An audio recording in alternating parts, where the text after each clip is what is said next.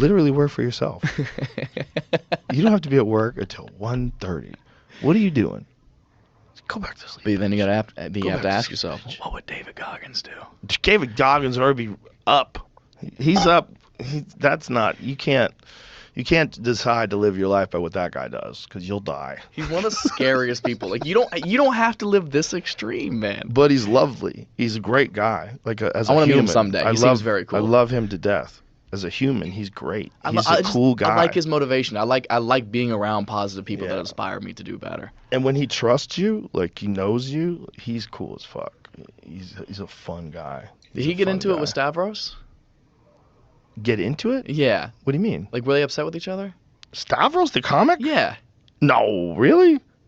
I saw a weird cut up video that I didn't know if it was a real video. That's probably one of them Ping Trip videos. Oh my! It was 100%. Very funny. Yeah, it was very funny. Ping Trip. Shout out to Ping Trip. Yeah. This is dude Ping Trip who takes. It was impressive. I was like, me and Duncan Trussell being in love with each other. There's like a ton of them out there. That's very funny. He's hilarious. He does a great job with those. Duncan's a good guy. Yeah, too. I don't think Stavros would say jack shit to David Goggins. I was like, what? Nobody's gonna talk shit to that guy. He's terrifying. His fucking will and resolve is terrifying. It's impressive. Oh, this is it? Yeah. It's so good. You want to try a cookie? You want to try from Mop? Yeah, this one. Dude, it'll be fun. You're fat as Yeah. You want to be fat? Yeah, dude. Being fat's fun. Your mind is full of shit.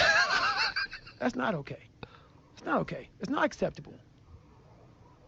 You need to work harder. I don't want to be doing work. You roll your fat ass out of bed and all you want is some fucking damn cinnamon buns and shit. Yeah, I love that.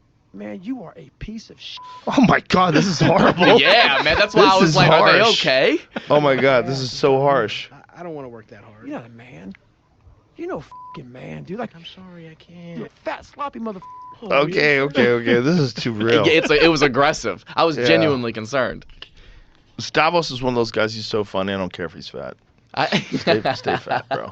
I haven't had a chance of meeting him yet, but I really want to. I think so funny. He's fucking hilarious. He's such a character. He's so funny on stage. He's so funny in real life. He's fucking hilarious. And fucking hustles too, dude. Yeah. The clips he puts out, the vlogs and everything. That's funny. The young kids today, they respect your social media hustle.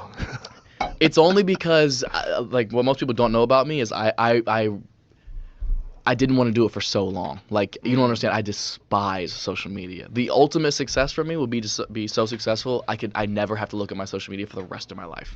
I just want to get there. So because of the work I've put in on it, I respect people who do the work. Yeah, I respect it. It's definitely it makes look, if you're a good comic and nobody knows, that doesn't help anybody. Yeah, it's exposure, dude. You have to have it. Yeah, there's a lot of guys who are doing a really good job with that. When Schulz and Morrill started putting out their clips, that's when I was like, I have to do it. Well, Schulz converted it into a Netflix show. I know, genius. Amazing. Well, when he was doing, it was when he was doing he was releasing a new bit every single week. Yeah. And he was like, well, if I can write 1 minute a week for a year, that's a brand new hour. Boom, 52 minutes. Yeah. And I just thought that was so inspiring. And I was like, I need to be doing something relative to that.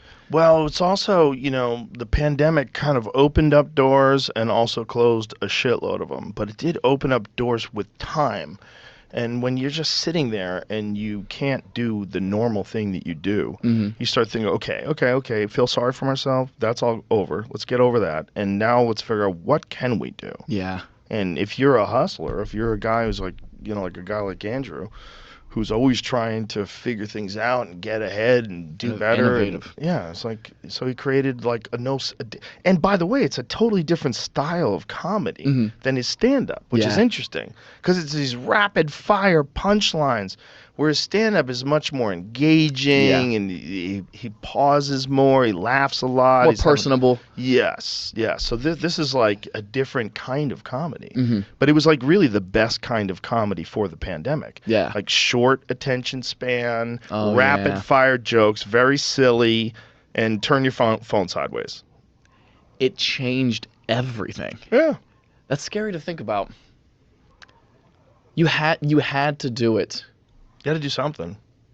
It was almost like a late night show, the way he wrote that material. Yes. Yeah. And the attention span during that time period was so fast. Remember we thought Quibi was going to be a good thing?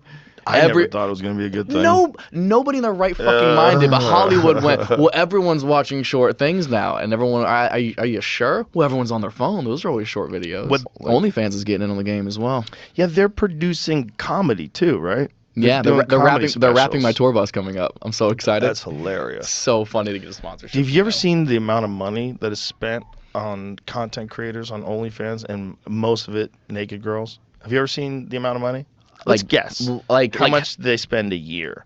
Like OnlyFans? Subscribing, yeah. All the money that comes in. How much do you think they spend a year? From all the influencers, if you want to call them that. Of them. Yeah, influencers. Yeah. I'm gonna say a year? Yeah. 700 million. It's way more than that, I think. And I think it's probably somewhere around the GDP of a small country. What? What is it? What's the amount that OnlyFans brings in every year? It's definitely increased last year, which is going to be way more this year. 2022's revenue was $2.5 billion. But that's just OnlyFans. There's a couple other sites too that have to be included. Bro, if you get enough pictures of tits and feet, you can buy Guatemala. Bro, that's fucking how insane. wild is that? Okay, what's the GDP of Guatemala? Let's find out that.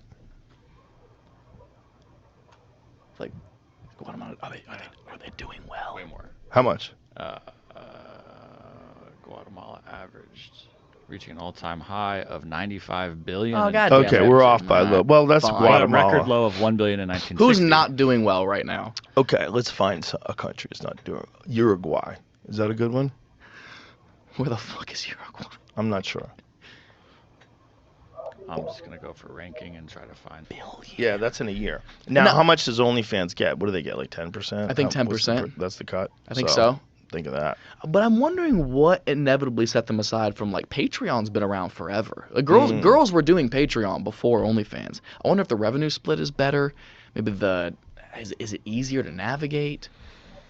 Well, I think wasn't it like they started it with the idea OnlyFans. I don't necessarily think they started it for just girls doing that. No, they told started me it for like fans of like performers and stuff and different things.